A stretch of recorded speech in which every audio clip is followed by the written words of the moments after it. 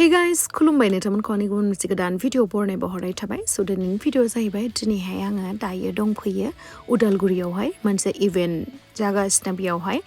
जुनाकी आसाम मोनसे beauty pageant programme जिहेतु श' मोनसे जागासिनो स' बेयावहाय आं सोर सोरखौ लोगो मोनखो आरो लोगोसे माबोरैहाय दिनैनि प्रग्रामा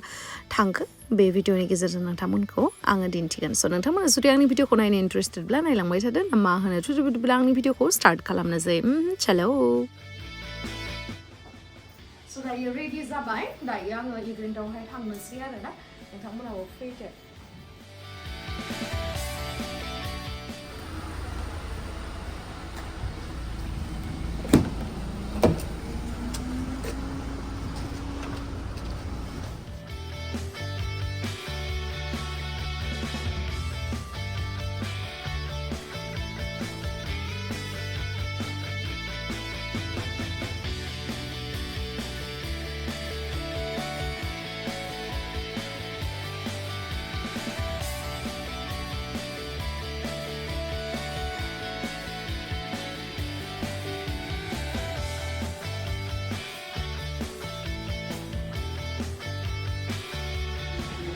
Ini kalau telah action.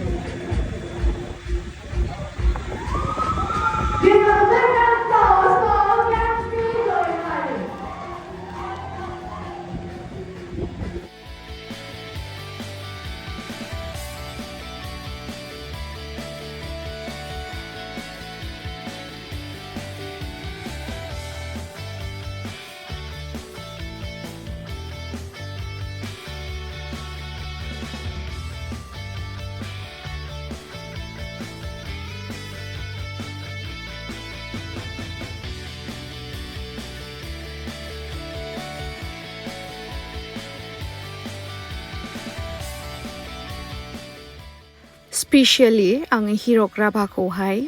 Thank you बावनांगोन मानो होननानै बुङोब्ला बिथाङानो आंखौ दिनैहाय बिथांनि जा जुनाकी आसाम मोनसे बिउटि पेजेन्ट स' बेयावहाय लिंहरदों आंखौ आरो लोगोसे आं बिथांखौ बिराद प्राउड फिल खालामो जोंनि उदालगुरि बायदि जायगायाव ओरैबायदि मोनसे मोजां श' बिथाङा दिनै दिन्थिफुंलांदों आरो लोगोसे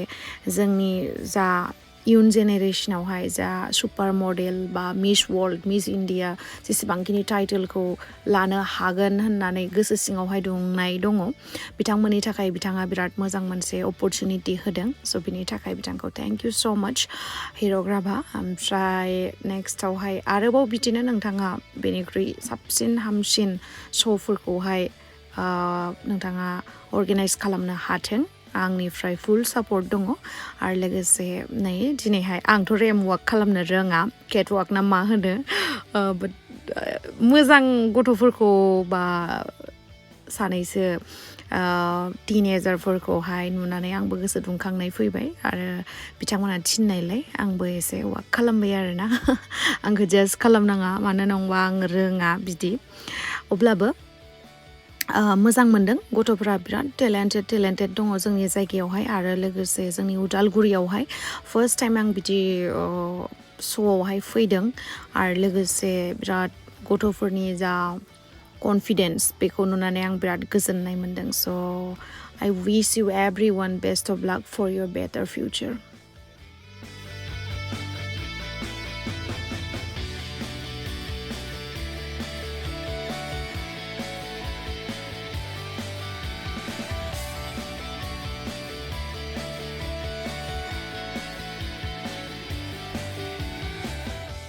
नै दिनैनि इभेन्टआवहाय सिबि प्रडाक्शननि अनार आरो लोगोसे जेनिफारबो दङमोन गोबावनि उनाव जेनिफारखौ लोगो मोननानै बिराद मोजां मोनबाय सानैजों मिनिलायगासिनो जोङो फिथा बायदि जोंनि मोखाङा बिदि होननानै ओमफ्राय बेकग्राउन्ड मिउजिक दंमोन नालाय बेखायनो जों होनो हायासै आरोना स' गोबावनि उनाव लोगो मोननानै बिराद मोजां मोनबाय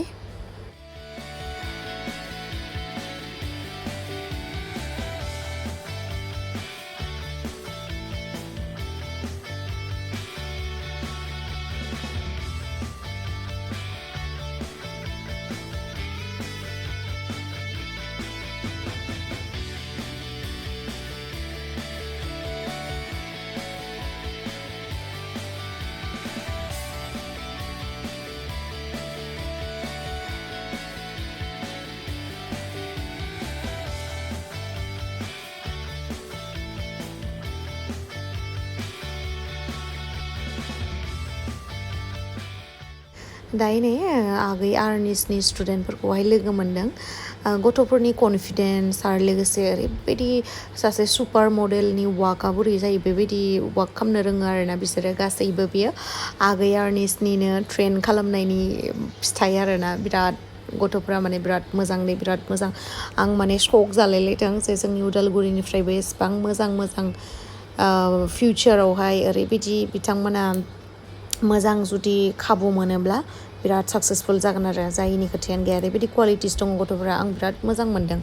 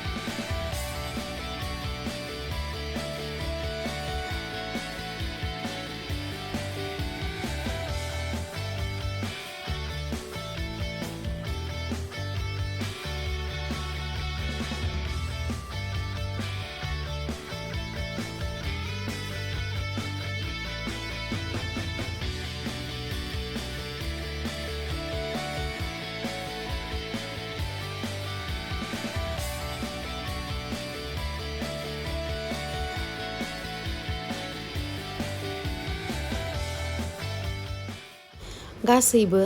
बिराद मोजाङै पारफरमेन्स खालामदों आरो लोगोसे बयखौबो दिन्थिनो हायाखै आङो भिडिअआ बिराद गोलाव जागोन आरो जेसेबांखिनि आं हायो नोंथांमोननो दिन्थिबाय ओमफ्राय नै दिनैनि जेसेबांखिनि मडेलफोरा ड्रेसेसफोरखौहाय गानदों कस्टिउमखौ नैबेयो डिजाइनारा बिथाङा बिराद मोजां नोंथांमोना नुनो मोन्दों ड्रेसेसफोरखौहाय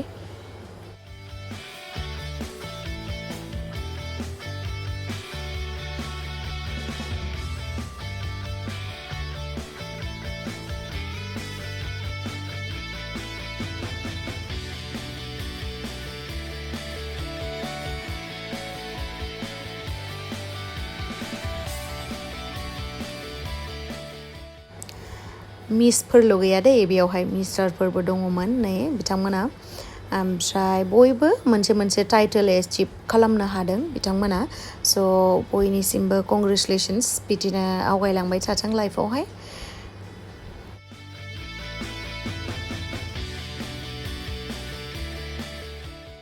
स' थेंक इउ स' माच गाइस आंनि भिडिअखौ जोबजासिम नायनायनि थाखाय लाभ इउ बाय बाय